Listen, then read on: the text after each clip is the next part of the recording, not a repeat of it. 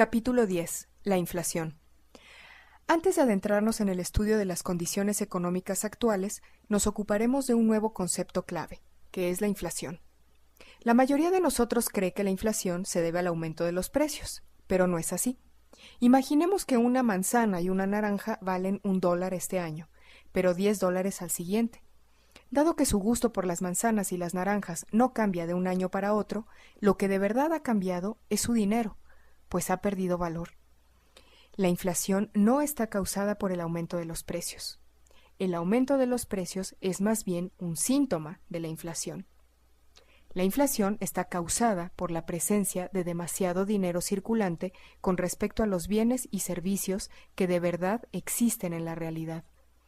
Lo que nos suele sorprender es el aumento del precio de las cosas, pero de hecho, la inflación es simplemente la pérdida de valor del dinero debido a su exceso en el mercado. Veamos un ejemplo. Supongamos que alguien está en una balsa salvavidas en medio del mar y otra persona a bordo tiene una naranja que desea vender. Solo una de las personas presentes en la balsa tiene dinero, $1. La naranja se venderá, pues, por $1. Un momento, justo antes de que le vendan la naranja a esa persona, usted encuentra un billete de $10 en el fondo de su bolsillo. ¿Cuál cree que terminará siendo el precio final de la naranja? Exacto, $10. Pero sigue siendo la misma naranja, ¿no? Lo que ha cambiado de la naranja de un minuto al siguiente no es su utilidad o sus características, sino más bien la cantidad de dinero que hay en la balsa. Así que podemos formular el siguiente principio. La inflación, siempre y en todas partes, es un fenómeno monetario. Y lo que es verdad a bordo de una pequeña balsa salvavidas en medio del mar, también lo es en un país. Voy a ilustrar esto que digo por medio de un largo recorrido a través de la historia USA-americana. Estamos viendo un gráfico que representa los niveles de los precios en USA-América. Se inicia a la izquierda en 1665 y progresa más de 300 años hasta 2008, situado a la derecha.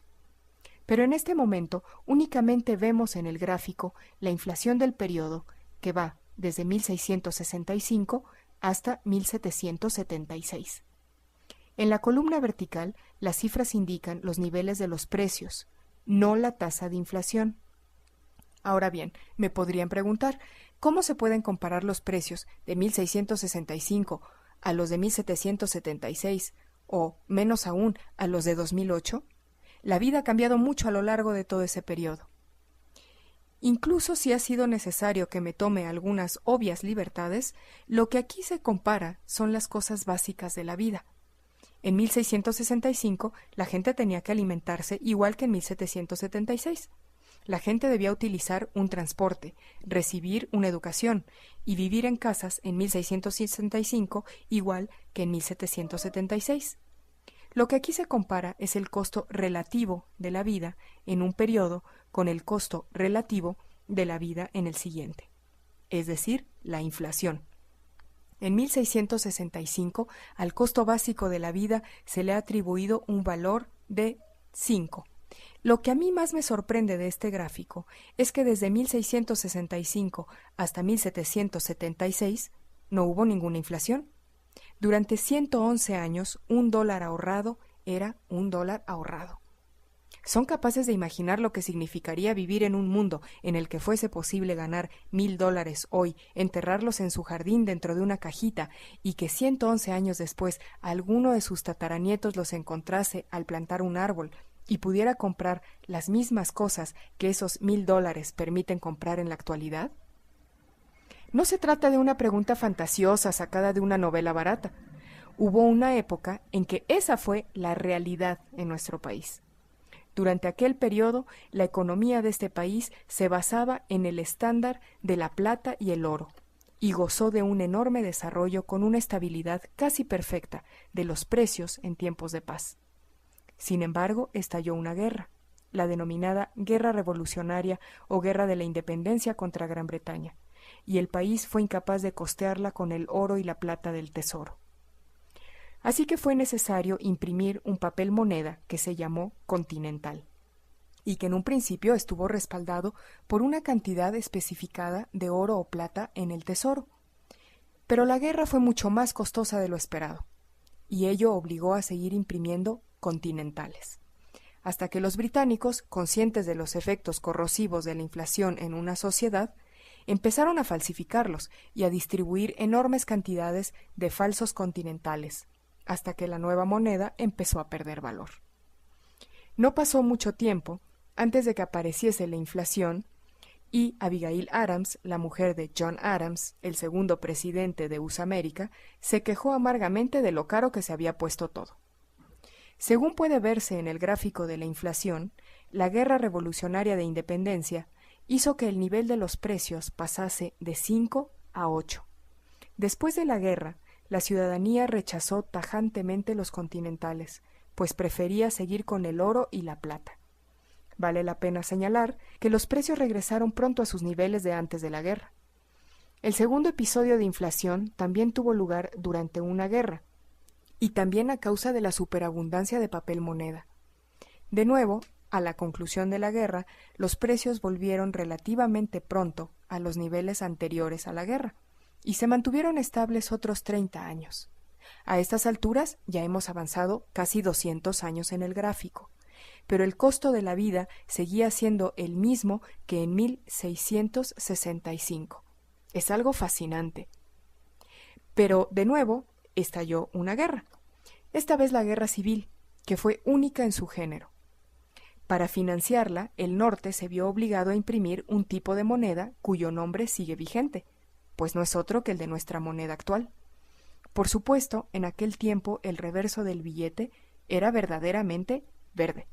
Y de nuevo regresó la inflación, directamente relacionada con la guerra, pero desapareció una vez que ésta terminó.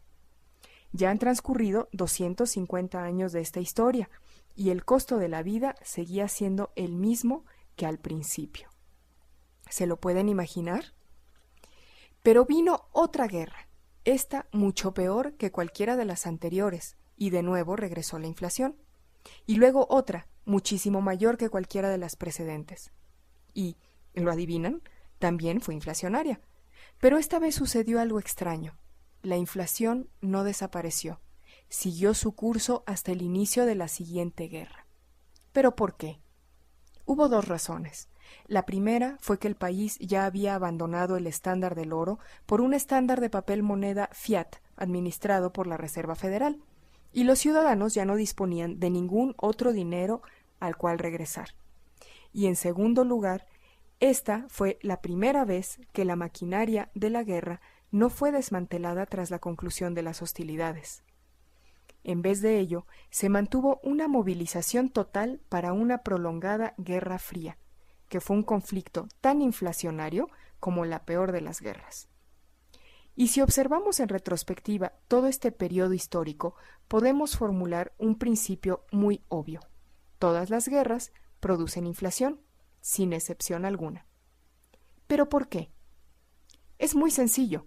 Cada vez que el gobierno aumenta el déficit, crea las condiciones necesarias para la inflación. Sin embargo, si el gasto que produce dicho déficit se utiliza para infraestructuras provechosas, tales como carreteras o puentes, esa inversión se volverá rentable lentamente al estimular la productividad y favorecer la creación de nuevos bienes y servicios que absorberán este gasto con el tiempo. Las guerras, sin embargo, son algo especial. En ellas se derrochan enormes cantidades de dinero en cosas que solo sirven para destruir. El dinero se queda en casa, pero los productos creados con él se envían fuera para destruir otros bienes. Cuando una bomba estalla, no deja beneficios residuales en la economía nacional. Por eso el gasto de una guerra es el más inflacionario de todos los gastos. Es una doble maldición, porque el dinero permanece y sigue ejerciendo su mágico maleficio, mientras que los productos creados desaparecen. E incluso si los productos creados no se destruyen al hacerlos explotar, los beneficios económicos residuales que dejan son prácticamente nulos para tratarse de una maquinaria tan especializada, por muy extraordinaria que sea su tecnología. Lo extraño es que los medios dominantes susamericanos han presentado las dos guerras más recientes como algo relativamente indoloro para el ciudadano medio, y ello a pesar de los aplastantes indicios de lo contrario. De hecho, en este gráfico de los precios de materias primas durante 15 años, observamos que por más de 10 años tales precios oscilaron en una estrecha banda limitada por las dos líneas verdes paralelas. Sin embargo, y espero que no les resulte sorprendente, poco después del inicio de la guerra en Irak, los precios de esas materias primas empezaron a subir, y en los 5 años que han transcurrido crecieron casi un 140%. Lo que pagan ahora ustedes por la gasolina y los alimentos lo confirma. Así que si alguien trata de decirles que no han hecho ningún sacrificio a causa de esa guerra, díganle que es mentira, pues ya han sacrificado una parte importante de sus ahorros y de su salario.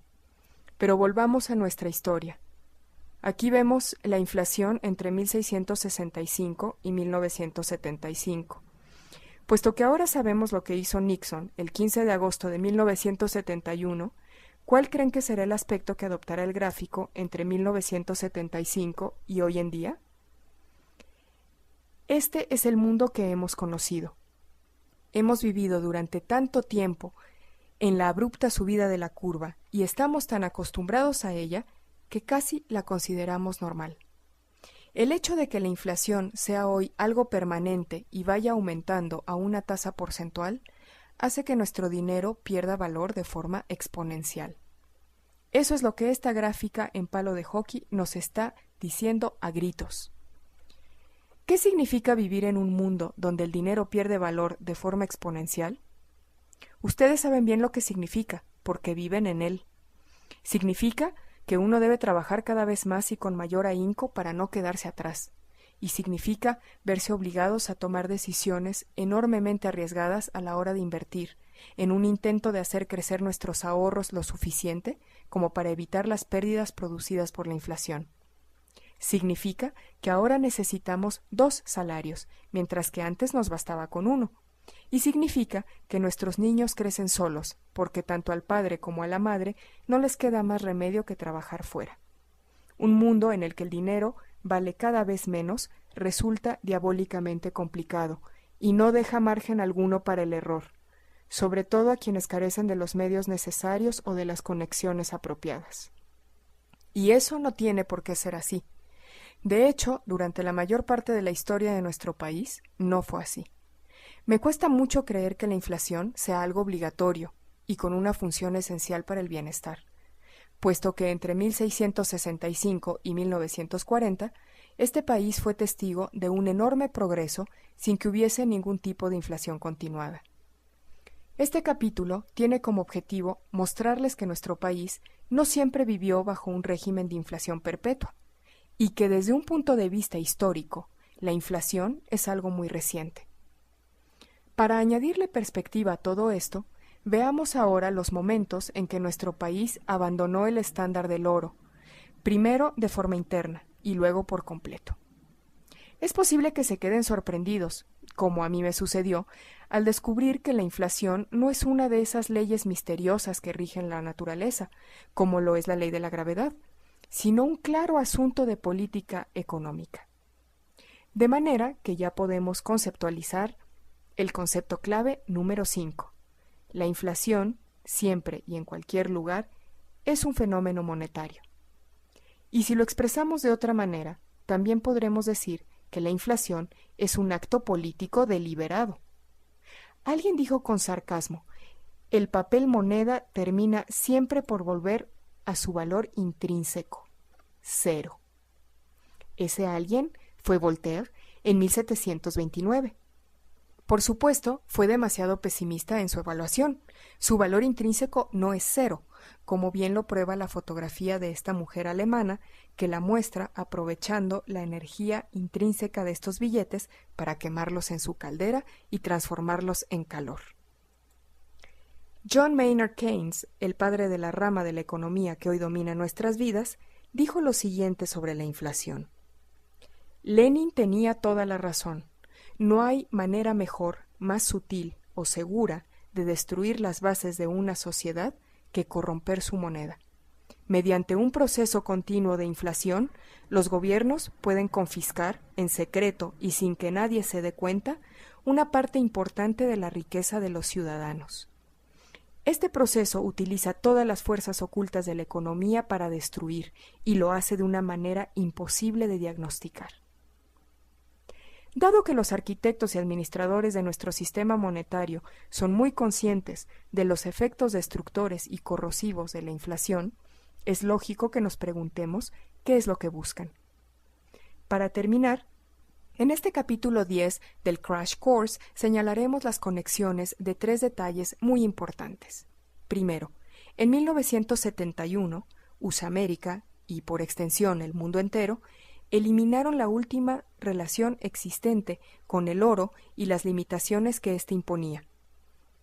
A partir de entonces, el endeudamiento federal inició una escalada sin retorno.